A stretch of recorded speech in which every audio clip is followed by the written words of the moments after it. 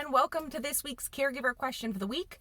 This week we are going to be addressing probably one of the most common questions / fears that comes up when people are asking questions about care and caregiving, and that has to do with fears of falls during a transfer and how to prevent falls during transfers.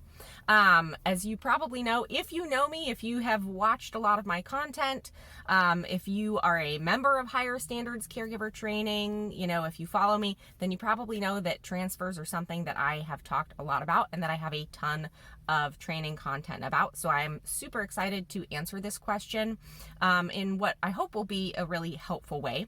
But first, my name is Amelia. I'm an occupational therapist. I'm also the owner and founder of Higher Standards Caregiver Training, as well as the very proud co-founder of WCN University. That's Whole Care Network University, which is a family caregiver resource site.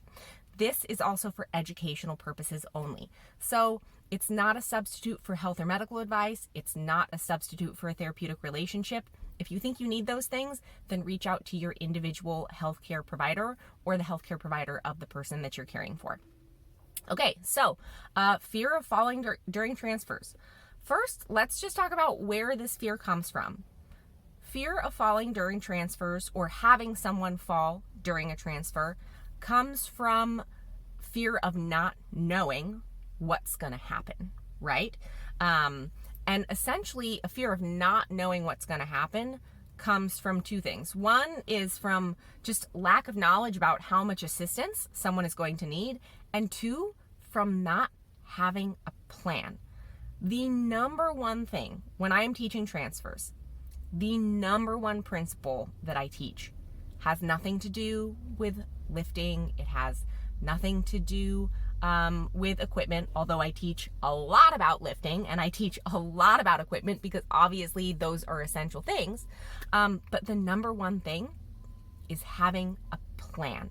And having a plan is the number one way to help one manage fear and anxiety during transfers, but also help to prevent actual falls from happening.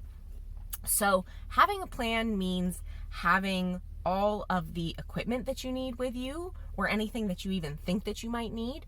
It may mean having a way to call for help or call for assistance if you need it nearby. Having a plan means knowing how this transfer is going to take place. It means knowing, having a good idea of what you're going to say, what the other person who you are assisting, because a transfer is a partnership, right? It's very rarely just one person doing something to another. It's a partnership.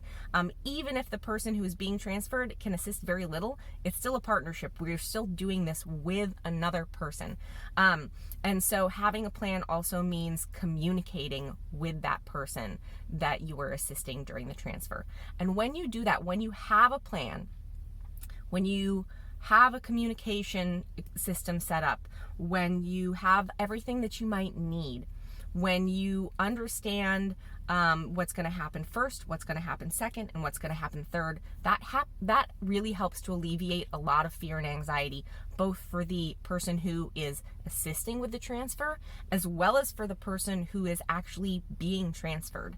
And that is essential to the safety of a transfer, because if you watch my content, if you are a member of Higher Standards Caregiver Training, if you've taken any of my training courses on transfers, you know, I say this all the time, that one of the biggest reasons that transfers actually fail, and we do have falls and we do have injuries, aside from lack of planning, is panic. So when we have a plan, we have less fear, we have less anxiety, we have less panic. When we have communication, we have less fear, we have less anxiety, we have less panic. And so really those are things that are absolutely key to making sure that we're not having falls during transfers, but also to reduce that fear of falling during transfers. I could talk about this all day long. There are so many layers to having good transfers, in higher standards caregiver training, in all of the transfer training courses, I really try to break it down into a few simple rules, a few simple steps, some simple principles that we can all always think about and always follow. Because frankly, as a therapist, that's what I do. That's how I perform, have performed like thousands of transfers and done them successfully, is through a simple thought process that I teach through the training at Higher Standards Caregiver Training. But Caregiver Question of the Week is not meant to be, like exceptionally long or delve into every possible topic. So we will leave it there for right now, addressing this question of fears during transfers, with one of the most important things being really and truly having a plan.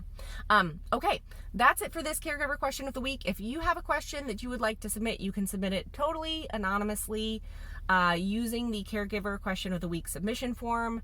You don't have to put your name, you don't have to put your email address, you don't have to put anything except the question that you would like answered, and I will do my very best to answer it for you. If I can't, then I will try to find the right expert to answer that for you and bring them on as a guest for Caregiver Question of the Week. Until next time, y'all, please stay healthy, stay well, and most of all, take care. Bye!